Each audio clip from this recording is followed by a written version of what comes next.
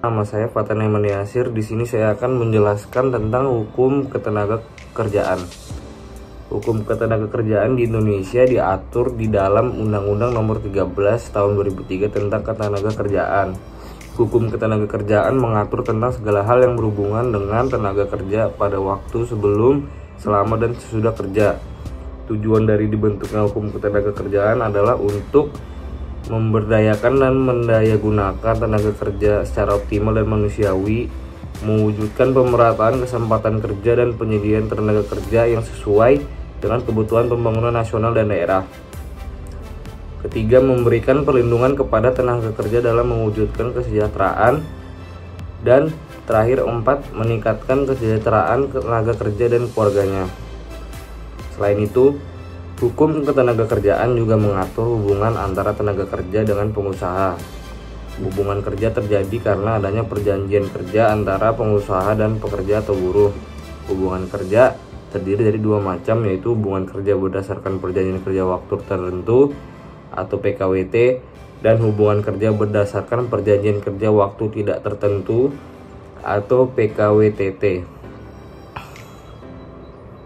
Perjanjian kerja yang dibuat tersebut dapat dilakukan secara tertulis atau lisan. Perjanjian kerja yang dipersyaratkan secara tertulis harus dilaksanakan sesuai dengan peraturan perundang-undangan yang berlaku. Mengenai hubungan kerja tersebut diatur di bab 9 pasal 50 sampai 66 Undang-Undang Nomor 13 Tahun 2003 tentang ketenaga kerjaan. Perjanjian kerja yang dibentuk antara pengusaha dan pekerja atau buruh haruslah berlandaskan dan sesuai dengan substansi dari UU Nomor 13 Tahun 2003 tentang ketenaga kerjaan dan peraturan hukum lainnya yang terkait. Perkenalkan, nama saya Alif. Nah, sekarang mari kita membahas subjek hukum ketenaga kerjaan. Subjek hukum ketenaga kerjaan sendiri dibagi 3. Yang pertama ada pekerja, pengusaha, organisasi buruh atau serikat kerja. Oke, mulai dari pekerja. Pekerja adalah tenaga kerja yang bekerja di dalam hubungan kerja pada pengusaha dengan menerima upah yang diatur dalam pasal 1 angka 3 UU nomor 25 tahun 1997 tentang ketenaga kerjaan. Pekerja ayat 2 adalah setiap orang yang bekerja dengan menerima gaji, upah atau imbalan dalam bentuk lain yang diatur dalam pasal 1 angka 11 UU nomor 40 tahun 2004 tentang sistem jaminan sosial nasional. Lalu yang ketiga, pekerja adalah setiap orang yang bekerja dengan menerima gaji, upah atau imbalan dalam bentuk lain yang diatur dalam pasal 1 angka 8 UU nomor 24 tahun 2011 tentang Badan Penyelenggara Jaminan Sosial. Pekerja mempunyai hak yang harus didapatkan dan kewajiban yang masing-masing harus dipenuhi. Hak pekerja adalah serangkaian hak asasi manusia atau HAM dan sekumpulan hak yang diatur dalam perundang-undangan yang berkaitan dengan pekerjaan antara si pekerja dengan pengusahanya. Hak pekerja tersebut selalu dapat didapat dan diperoleh dari undang-undang yang mengatur pekerja atau buruh. Secara umum, di dalam undang-undang tersebut mengatur tentang hak pekerja yang berhubungan dengan semacam perundingan, gaji, kemanfaatan, dan keselamatan. Ke poin kedua adalah pengusaha. Pengusaha adalah setiap orang yang menjalankan perusahaan dengan memberikan pekerjaan kepada orang lain dan pemberian imbalan dalam bentuk upah atas pekerjaan yang telah dilakukan oleh si pekerja. Dan yang terakhir adalah organisasi buruh atau serikat kerja. Organisasi buruh atau serikat kerja merupakan alat utama bagi buruh atau pekerja yang berfungsi sebagai pelindung dan untuk memperjuangkan kedudukan dan memperbaiki nasib. Assalamualaikum warahmatullahi wabarakatuh. Saya Widyan Janahari Prabandana. Di sini saya akan menyampaikan tentang perjanjian kerja dan perjanjian perburuhan. Pengertian perjanjian kerja yang dalam bahasa Belanda biasa disebut Arbeidsovereenkomst dapat diartikan dalam beberapa pengertian.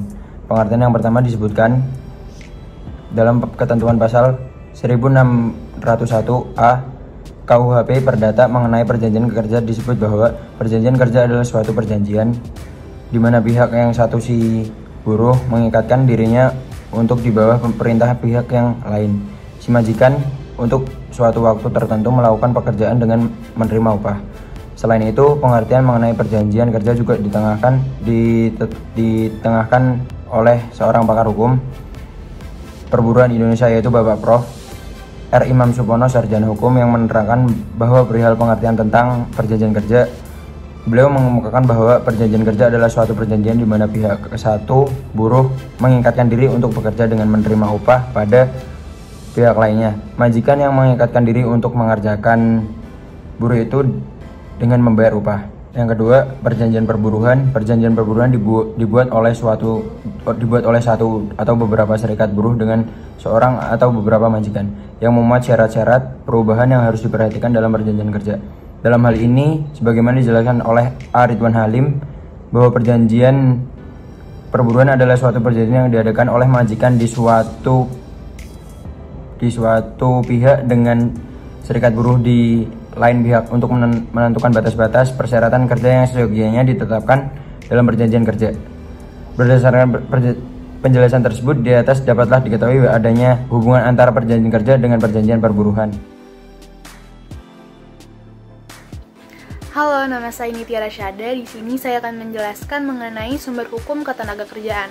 Sumber hukum ketenagakerjaan adalah segala sesuatu yang dimana kita dapat menemukan ketentuan atau aturan mengenai permasalahan ketenagakerjaan yang dapat dijadikan sebagai patokan untuk menyelesaikan permasalahan ketenagakerjaan.